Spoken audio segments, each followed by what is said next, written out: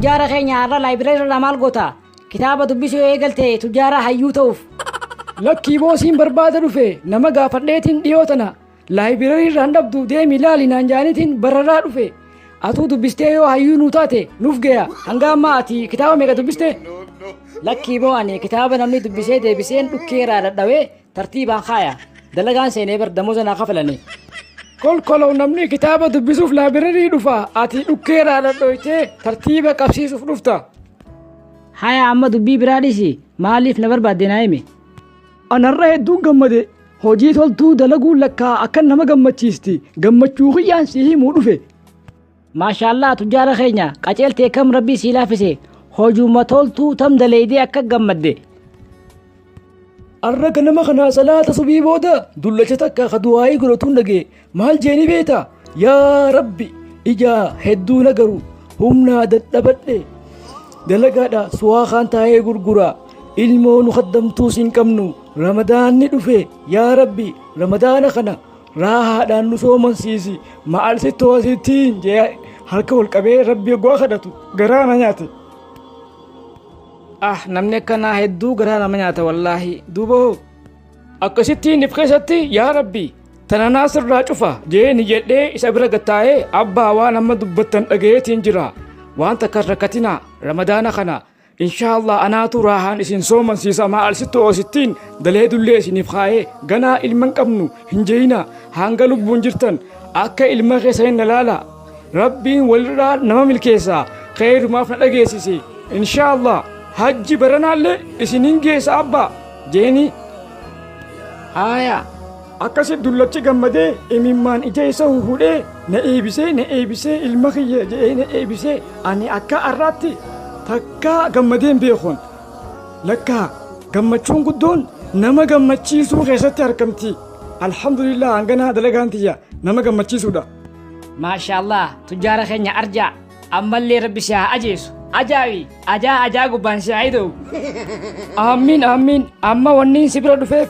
joollee yatiimaa tadhiyoo na himte san kootu bira nageessi guyyaa arraarraa jalqabee akka abbaa ta'eetiin guddisaa hangaan lubbuun jiru tujjaara keenya anuu yatiimaa bar arrarraa eegalee ati abbaa kiyyaa jechuu rabbiin akka fedhetti namarraa jijjiira baabii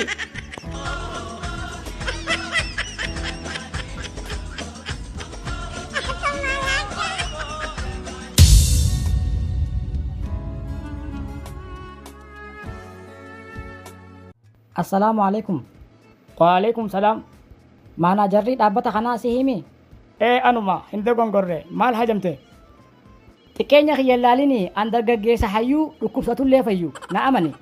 kitaaba takkaan barreessu jira kitaaba saniif akka ispoonsar naaf taataniif hin dhufe kitaaba akkam barreessu jirta kitaaba akkaataa maallaqatti harkatan nama barsiisu maxxansuufiin maallaqa barbaadaa jira kitaaba akkaataa maallaqatti harkatan nama barsiisu maxxansuu fi maallaqa barbaadaa jirtaa jechuudha eewwa sah kitaabuma san dubbisi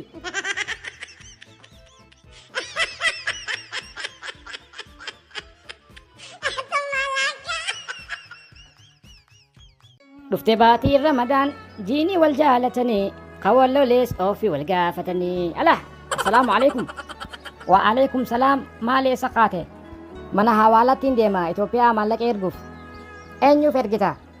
mixiyoo fira kiyyaa takkaafin ergaa yatiima guddisti hay ati Itoophiyaa irraa fira ni qabdeedha anaa fi ati nama keenya irraanfachuu keessa kanuma biyya kana dhalanneef seenaami maali ati hoo firan qabdu achi silaanuma jirani takkaa yaadadhee bilbilee fi waan beeku maali ati har'aa akkamiin yaadatte sitti hijibu ani rabbiin naa laaffise akkaan kheyrii dalagadhu akkamitti natti bilbilte eega nagee wal gaafanne booda akkana naan jette yaa obboleessa kiyya waasillee dararuu fadheetii miti garaa haadhaa garaa dhale ni beeta ilmaan kiyya akka qalbiin irraa cabxuun barbaadu ramadaana kana ilmaan kiyya akka sambuusaa fi muka akka baagiyaa ollaan godhan narraan kajeelle waan rabbi sii laaffise naa ergii waan iidaallee rabbi qabanii jettee garaa na nyaatte wallaahi alla ijoollummaa kiyya na yaadachiste bara anis ummaan tiyya yatiima na guddiste laal karaa kana gubbatti ummaa kana biti ummaa sambuusaa biti ummaa kana biti jeetiin dararuu tureen ammaas gaafa ijoolleen huccuu iidaa bitatte huccuu iidaa bitanne bar jaanii dhufanii naa himan anis galeetiin ummaa abaluu faan bar huccuu iidaa bitatanii anoo yoom naa bitta jeetiin boo'ee dararuu tureen way ijoollummaa. Gaafa huccuu iidaa nu bitamte hangam takka gammaduu turre ni yaadattaami? Akka ajaa'ibaatti anfaan gaafa huccuu iidaa naa bitamte uffadhee gabbahee ijoollee garsiisadhu malee jeetiin guyyaa iidaa uffata naan jaanii narraatti qollofanii kaayuu turan. Kunoo amma ani akkasittiin isaan gammachiisu deema. Rabbiin alaafise alhamdulillah. Homin deema makiinaa keessa deemaa dubbanna. Yeroo ramadaanni dhufe nama keenya waan lama isaan yaachisanii beekame waan ramadaanaan godhanii fi huccuu iidaa ijoolleetu isaan yaachisa. Yaa ramadaana 15 booda mana tujjaaraa hoggaa dheete manzuumaa kana dhageessa. Allah Allah alhamdulillahi rabbil alamin. Allah Allah alhamdulillahi rabbil alamin. Allah Allah alhamdulillahi kana dhageessa. Mana miskiina hoggaa dheete yoo Allah Allah si kanu furu. Allah Allah si kanu furu. Suma abbaan hiyyeessa rakkataa furu. Waan meeqa kasaa yaachisuu jira miigaa huccuu iidaa ijoollee jira waan iidaa jira. Namuu manzuumaa haala isaan itti jiran dubbattu irra hayata. Dhugaa keetii namuu manzuumaa rakkoo isaa dubbattu irra hayata. Gurbaan takka waan naan jee ana kaahoon kiyya hajji dhaquu akka fadhu kaniin beeke jee gaafa manzuumaa fandishee assalaamu aleekuma mayyaa Mustafaa yoo hireenna yaamte meheen dhufaa riipiit irra dhiifateen beekee jee. Dhugaa isaati gara biraati waan hin siin jedhu ati hoo jee rahmataa jee ramadaanaa kana fira kee bilbiltee fi sapiraashin gootu. Wallaahi kanumaa yaadu jiraanu anumaa siin jedhu kee jette niin godha akka ajaa'ibatti. Wanni akka rahmatatti rabbi nama dhiyeessu hin jiru rahmanni rabbitti nama dhiyeessa. Rabbiin warra rahmata wayii godhu nu haa godhu. Rabbiin warra fira keenya barbaadee rakkataa gargaaru yatiima haadha abbaan qabne gargaaru rabbiin nu haa godhu. Rasuulli keenya sallallahu alaihi wasallam anaa fi namni yatiima manxafatee gargaaru jannata keessatti akka qubalamee walitti aanuutii je sallallahu alaihi wasallam. Rabbiin warra sanarraa nu haa godhu nu haa milkeessu. Aamin aamin. Rabbiin warra nama gammachiisu nu haa godhu. Ispeeshaalii yatiima fa'a Allah gaafa kan yaadadha. Iida takka ijoolleen gandaa huccuu iidaa bitatteetiin anis deemee galee ummaayyaa ijoolleen gandaa hundi huccuu iidaa bitattee naa bittu malee jeetiin boo'e akkasitti guyyaan iidaa ganaadha ummii siifiin bitaa jettee akkasitti maallaqa nakkannite deemiti libaanata naa biti hoo naan jette deemeetiin libaanatti bitee fi dhufee itti kanne akkasitti libaanata giggirara naqattee yaa quba qabaataa yaa bira jiraataa yaa man awwaataa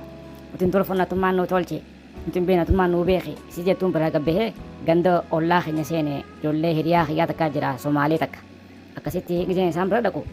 ummaan isaanii huccuu iidaa jabuutii irraa fiddee fi itti laaluu jirti akkasitti bakka ulumarra dhaabbadhee isaan laalu seene hayyee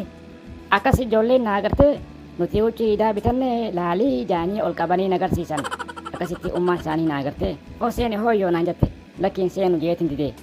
waan hin seenu dideef miila kiyya ol qabeetiin garsiisee midhaaniin deemu jira homaa rakkoon qabu seen naan jette akkasittiin seenee gattaa'e hooyyoo huccuu iidaa bitattee naan jette lakkiin bitanne ummaan tiyya ganaan naa bittiin jeen bakka homaa rakkoon hin jiru ijoollee tiyya huccuu iidaa lama bitee fi hoo dho'etteetuma kombileeta kophee wajjiin naa kannite deem galfadhu naan jette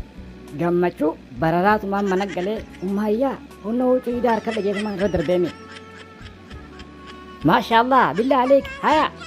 akkasitti ummaan tiyyeessaa fiddee naan jette uba hinnaa kanneen jeen jabuutii irraa ijoolleef huccuu iidaa tirfiin fide tanaati fudhadhu jettee naa kanniteen jeen